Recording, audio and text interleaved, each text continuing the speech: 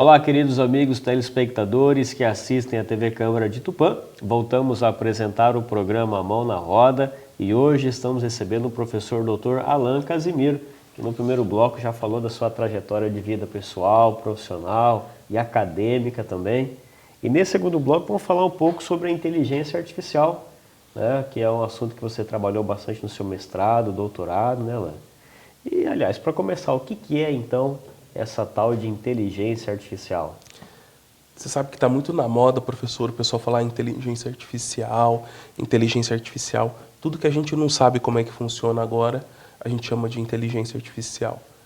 Na verdade, todo programa que ele simula uma decisão humana, a gente pode considerar que ele seja um programa de inteligência artificial. Então,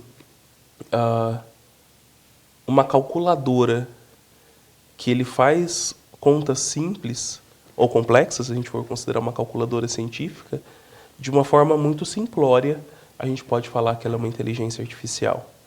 Então, hoje, qual que foi a grande diferença dos programas de hoje em dia? N programas já trabalham com inteligência artificial. É que hoje ela conseguiu, com essa mudança que o ChatGPT trouxe para a gente, dar uma resposta para a gente como se fosse uma pessoa. E isso que o pessoal assustou, falou, olha, inteligência artificial. Porque a gente tem uma visão da inteligência artificial dos filmes americanos, né? Sim. Ou eu queria ter lá em casa uma inteligência artificial como o Jarvis, por exemplo. Do Homem de Ferro? De preferência que lavasse louça e cozinhasse bem. Né? Mas não dá. Não dá, é. Agora, a inteligência artificial é o quê? Ela é um sistema, ele é um programa que foi feito por pessoas que educaram ela no sentido de, olha, isso é, isso não é, isso é, isso não é. E quanto mais informação ela tem, quanto mais base de dados ela tem, melhor ela dá uma resposta para você. Então, hoje a gente tem em casa a Alexa, que nada mais é que um sistema de inteligência artificial. Que hoje a gente só consegue falar assim, Alexa, que horas são? Toque uma música e informações simples. Agora, o Google está trazendo uma inteligência artificial um pouco mais complexa. E o que faz essa inteligência artificial ela ser melhor? E quando eu falo melhor, quer dizer atender mais às nossas necessidades. É a quantidade de informação que ela traz. Ela consegue dar para a gente uma resposta com uma maior quantidade de informações. Então, de uma forma simples, uma inteligência artificial é um programa que vai buscar as informações com aquilo que você pediu. Ele é um Google, só que ele consegue te dar uma resposta mais formulada, tá? De uma forma bem simples. O pessoal da inteligência artificial olha e fala assim, não, mas tem a questão de inteligência, a questão de responsividade. Fala, de uma forma mais simples. Entram outros conceitos mais complexos, né? Machine learning, etc. e tal. O quanto ela consegue aprender. Seria isso. É. Agora, a grande sacada e a vantagem desses modelos mais modernos de inteligência artificial é justamente o que o senhor falou, o sistema de aprendizado. Então, o que a gente chama de utilização de redes neurais, a gente faz com que a inteligência se comporte como se ela tivesse neurônio. Ela consegue aprender com a informação anterior. Então, você vai educando ela e ela consegue entender aquilo que você gosta, aquilo que você geralmente pede. E a gente fala de inteligências artificiais como se fossem seres oniscientes. Não são. São algoritmos que aprenderam. E o pessoal fala assim, você acha que o ChatGPT é perigoso? Eu falo assim, não. Hoje, a inteligência artificial que a gente tem que ter mais atenção, não vou usar o termo perigosa, né? Que a gente tem que ter mais atento, por exemplo, é o algoritmo do Instagram, o algoritmo do TikTok. São as inteligências artificiais que fazem com que a gente vicie na tela. A gente senta, pega o celular, fala assim, mas eu prometo que eu só vou ver se tem alguma coisa importante no celular. E a gente passa lá 1h30 rolando o feed para cima, com vídeos só legais que a gente quer, coisas altamente relevantes para a gente. E que, na hora que você vê, já passou 1h30. O que é isso? É um sistema de inteligência artificial que está fazendo com que você fique vidrado em um conteúdo.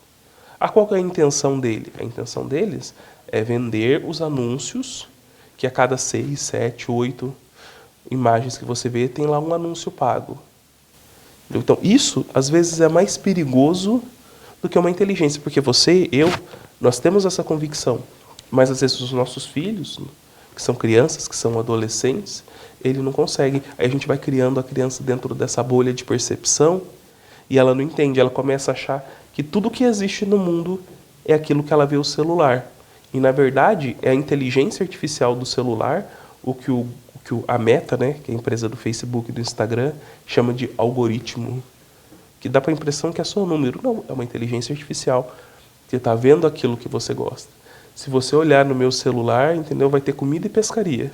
É? Essas coisas que eu gosto. Perfeito. Entendeu? Se você olhar no seu celular, no seu Instagram agora, não vai ter isso. Vai ter o que lá? As coisas que você gosta. Você fala, caramba, mas como é que essa inteligência artificial ela consegue prever? Porque ela mapeia quanto tempo você gasta em cada feed. Ela mapeia com a câmera frontal do seu celular qual que é o seu movimento do olho dentro daquela imagem, o que você olhou, o que você gostou, e ela vai te educando. Claro que existem inteligências artificiais hoje para qualquer coisa. A gente fala inteligência artificial como se fosse algo extremamente complexo. Não é. A gente tem uma inteligência artificial que fica no ar-condicionado, por exemplo, que é um modelinho que vai falar para você o seguinte: tá quente ou tá frio? Ou qual a temperatura que você quer colocar ali como sendo a sua o que você vai ideal. O que você vai falar o seguinte, fala, olha, o que a gente vai falar, mas é um simples termostato, mas teve alguém que colocou uma programação nele, falou assim, ó, isso é quente, isso é frio, com isso você desliga. Alguns ar-condicionados têm o dormir, que quando você clica em dormir, ela vai aumentando a temperatura devagarzinho para aumentar o seu conforto térmico durante a noite. O que é isso? É inteligência artificial.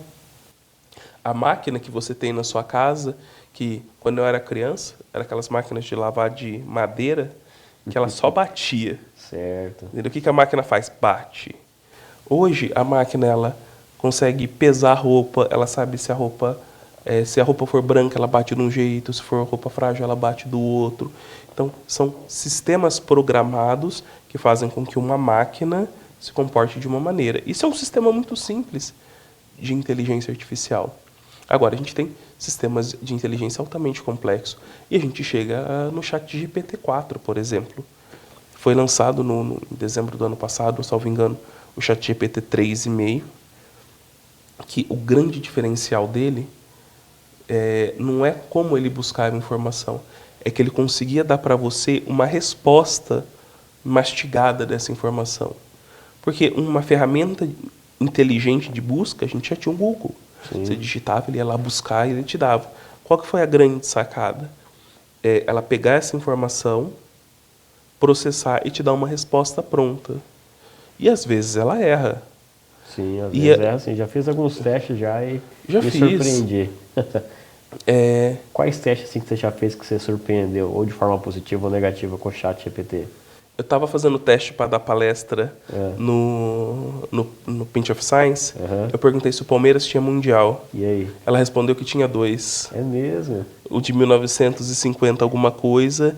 E falou que ela tinha ganhado eu acho que do Tolima, uns 3, 4 anos atrás. Quando, na verdade, o Palmeiras perdeu. Mas isso é uma limitação que o ChatGPT tinha. Porque depois daquele ano, ele não tinha informação. O ChatGPT 3.5 ele só tinha informação até 2019. Depois disso, ele supunha coisas. Entendi. Não entendeu nada a falar que o Palmeiras tem ou não tem Mundial. Mas foi verdade. Até eu estava com o professor Daniel, entendeu, lá da Unesp também. A gente estava fazendo os testes e ele falou, não acredito que é isso. Ele falou, e foi, eu tirei print. É mesmo? Um dia eu mando para vocês isso daí. Que legal, que legal. Agora, o ChatGPT, ele traz para a gente uma informação muito boa. Agora, a grande sacada é o seguinte. Hoje, o ChatGPT 3.5, ele tinha a capacidade de processamento de alguém de QI 80. 70, 80 é a média de QI dos brasileiros. O ChatGPT 4 ele começou a trabalhar com uma base de dados 600 vezes maior, o que possibilitou ele ter interações que equivalesse o QI algo entre 140 e 150. Muito maior. Dobrou a capacidade de processamento. Isso é quase o QI do Einstein. Olha só. Isso é o QI de uma pessoa que é genial. Por quê? Pela capacidade de processamento. A pergunta é se nós temos hoje uma ferramenta dessa de graça, disponível no seu celular, disponível no seu computador. Se você não sabe, o ChatGPT ele pode ser usado de graça. É só você usar a Microsoft, ela acopla o ChatGPT no navegador dela, que é o Edge, com a ferramenta Bing de busca. Se você usar hoje o Edge da Microsoft, você pode buscar e utilizar a inteligência artificial lá de graça. É só você estar logado. E ela te dá essa resposta de uma forma muito fácil. Então, se a gente tem de graça essa informação, o que não tem que não está sendo disponibilizado de graça? Perfeito. Entendeu? Agora, o que acontece? O pessoal fala, por que a gente está sendo... Por que a gente tem essa informação de graça? É justamente porque a grande dificuldade de uma inteligência artificial é ensinar essa inteligência artificial. Então, se a gente tem lá 1 bilhão de usuários usando o ChatGPT, eu tenho 1 bilhão de pessoas ensinando aquilo que ele quer para o algoritmo. Então, cada vez que eu estou usando o algoritmo, eu estou ensinando ele como que eu quero as respostas.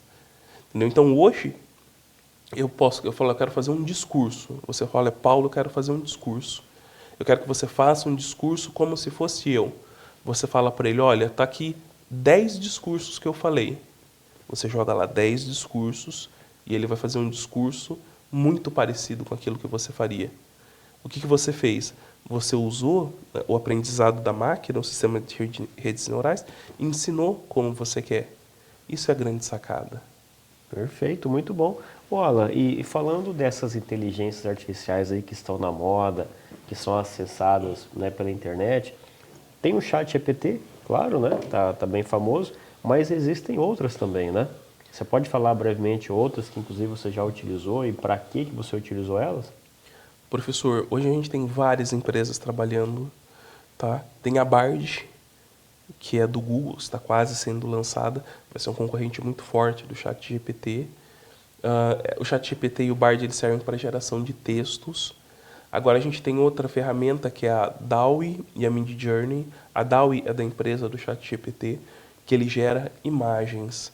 Você descreve uma imagem, eu quero uma foto assim, assim, assim, assim. Ele cria a imagem utilizando a inteligência artificial e é super bacana. Nós, inclusive, usamos algumas imagens dele para fazer a capa de um livro de uma editora que nós temos. É fantástico. Midjourney para fazer imagens. A gente tem o DALL-E para fazer imagens. A gente tem a Gama, que é para você fazer apresentação de PowerPoint. Hoje a Microsoft está trabalhando na inteligência artificial dela, que ela chama de Copilot, que é o copiloto, que vai ser uma inteligência artificial integrada ao Word e Excel, que vai ajudar muito. Eu não sei como vai ser, mas vai ser algo excepcional. Nós temos ferramentas de inteligência artificial depois mais específicas. Então, todas as empresas que trabalham na área de tecnologia, elas estão criando sistemas de inteligência artificial. Esses sistemas, assim que eu falo, são os mais conhecidos. Só que toda vez que você usa uma ferramenta, por exemplo, no CorelDRAW, que você faz lá, estica uma imagem e fala melhorar qualidade, ela usou a inteligência artificial. Qual que é a grande vantagem agora? Essas inteligências artificiais, elas estão ficando mais simples de serem utilizadas. E como que ela fica simples?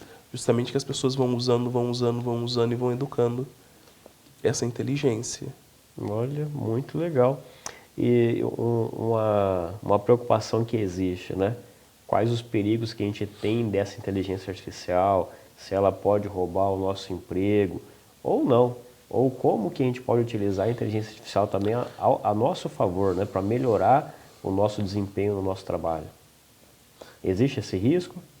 Vamos por partes, pergunta complexa essa. Complexa, né? Toda evolução tecnológica, ela tira empregos. E, por incrível que pareça, pode parecer estranho o que eu estou falando, mas é o desejado. A gente fala assim, as pessoas, quando lançaram as máquinas do campo, os tratores, as pessoas falavam assim, olha, as pessoas do campo vão perder emprego. Mas a gente não quer estar lá no campo colhendo e plantando. Então, a gente fala, alguém vai perder o emprego. Então, o que faz? A revolução tecnológica no campo tirou o emprego de pessoas do campo e fez com que essas pessoas precisassem buscar uma nova forma de fazer emprego, de fazer o trabalho. E exige que as pessoas se qualifiquem. Tá? Os empregos qualificados, eles pagam mais. Isso foi com a mecanização do campo, isso foi com a mecanização da indústria. Imagina que revolução que não foi lá em 1994, 95, quando o computador tirou emprego de milhares de digitadores que usavam máquina de escrever. Perfeito. Excelente consideração, verdade. Daí a pessoa fala assim, mas e os digitadores? Eles vão precisar buscar. Agora, qual que é a grande sacada da inteligência artificial? E isso é o que deixa a gente apreensivo. É que, até agora, toda a revolução tecnológica tirou empregos de baixa qualificação, porque eles tiraram empregos braçais. Essa é a primeira revolução tecnológica que a tecnologia ela vai tirar trabalho de pessoas que pensam. Por exemplo, de um design, igual você falou dessa inteligência artificial, que você consegue fazer uma imagem colocando ali uma descrição. Olha, faço uma foto do professor Alan dando aula, por exemplo. Ele vai fazer uma imagem sua. E ele vai colocar o que talvez um profissional demoraria lá 5, 6 horas fazendo, ele faz em 20 segundos. Olha só. Então, o que aconteceu? Vai tirar. E isso não revoluciona só a forma com que a gente trabalha. Isso vai revolucionar a forma com que a gente ensina.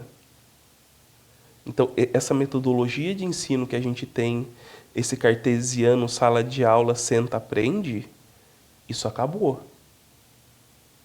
Ou vai acabar daqui a 20, 30 anos.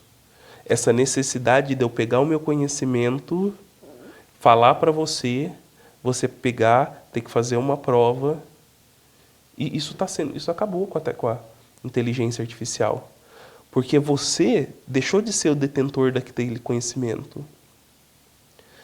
Qual que é a sua área de especialização no doutorado? Cogeração de energia. Você não é mais... Antigamente, se eu precisasse de um especialista top na área de cogeração de energia, eu tinha que ir lá procurar o professor Paulo.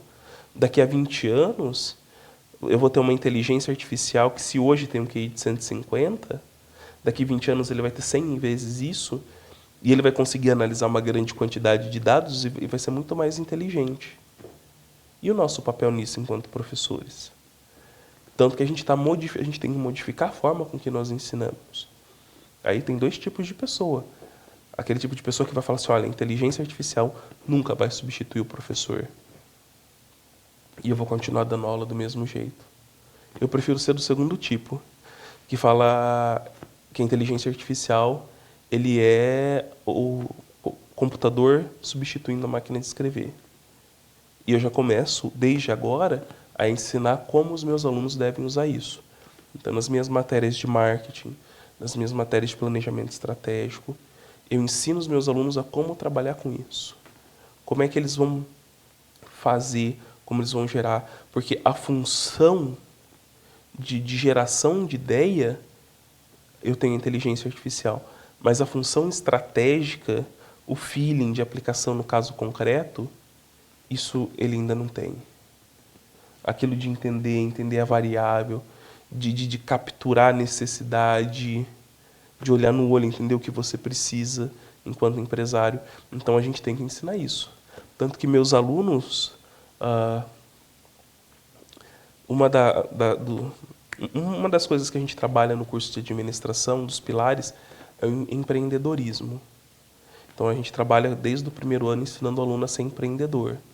A gente deixa do aluno falar assim, olha, eu não preciso de um aluno funcionário, eu preciso de um aluno empreendedor. Um aluno empreendedor, ele tem que fazer o quê? Montar empresa. Então, desde o segundo ano, meu aluno lá na FADAP, ele está montando empresa. Ele monta empresa no segundo ano, monta empresa no terceiro ano, monta empresa no quarto ano.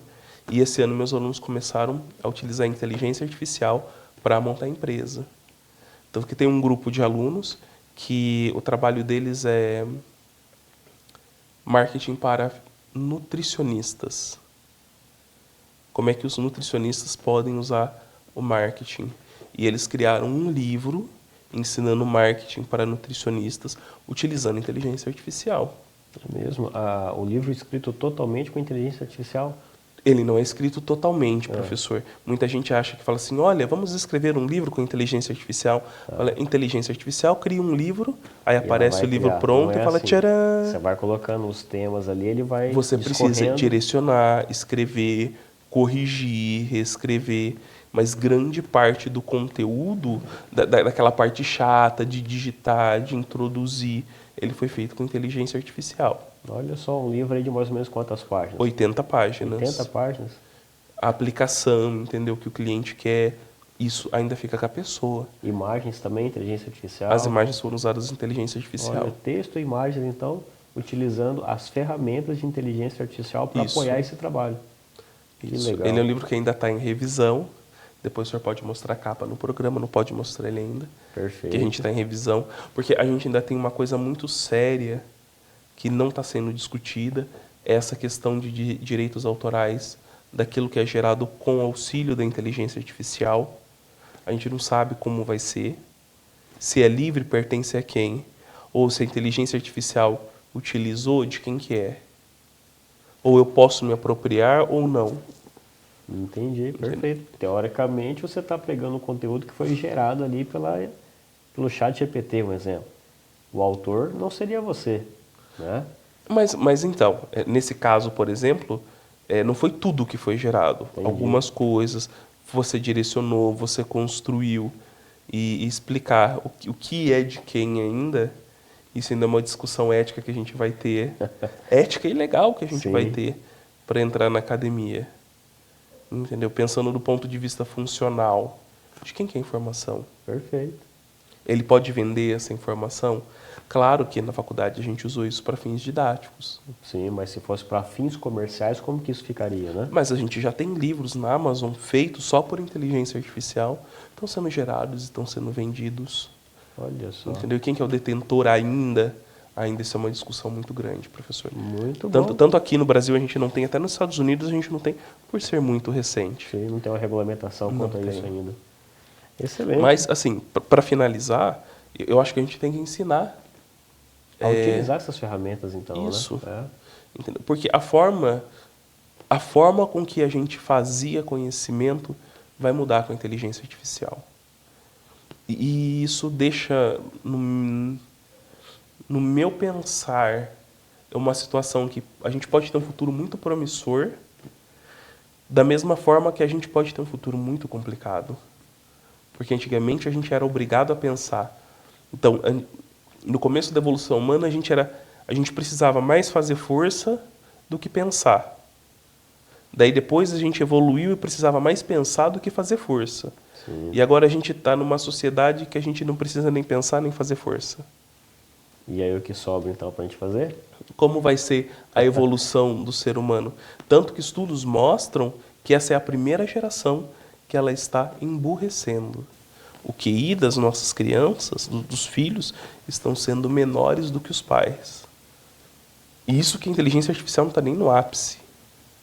Entendeu? Como vai ser esse dilema aí? Eu também não sei.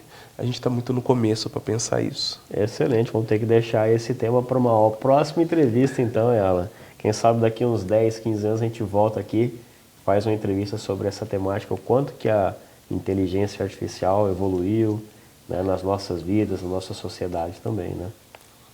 Muito bom, meu querido. Muito obrigado aqui pela sua participação no programa Mão na Roda, Alan. Queria que você aproveitasse esse tempo também e deixasse a sua mensagem final para quem nos acompanha.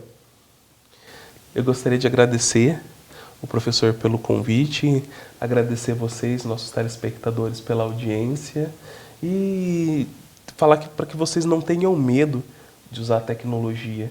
Eu sei que a gente fica com muito receio daquilo que a gente não conhece, mas eu falo que aqueles que têm coragem de começar primeiro, entendeu? Eles no futuro eles vão ser aqueles que estão na frente.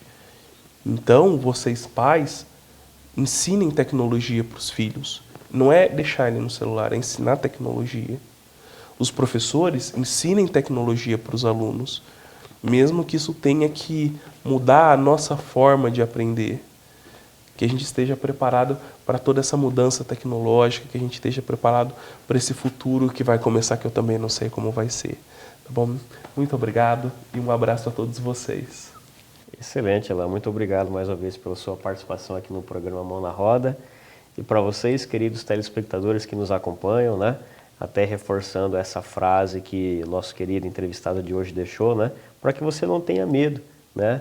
Utilizar essas ferramentas, essas tecnologias também, inclusive para se capacitar, né? E aqui eu trago para encerrar o nosso programa de hoje, Provérbios capítulo 14, versículo 23, que traz assim: todo trabalho árduo traz proveito. Então se empenhe, se dedique, vai buscar uma capacitação, busque essas ferramentas, né? Que com certeza esse seu trabalho vai trazer muito resultado também para a sua vida e para a vida da sua família. Agradeço então pela sua audiência, pela sua paciência e a participação aqui também no programa Mão na Roda. Um grande abraço, Deus abençoe você e sua família e a gente se encontra na nossa próxima entrevista. Tchau, tchau.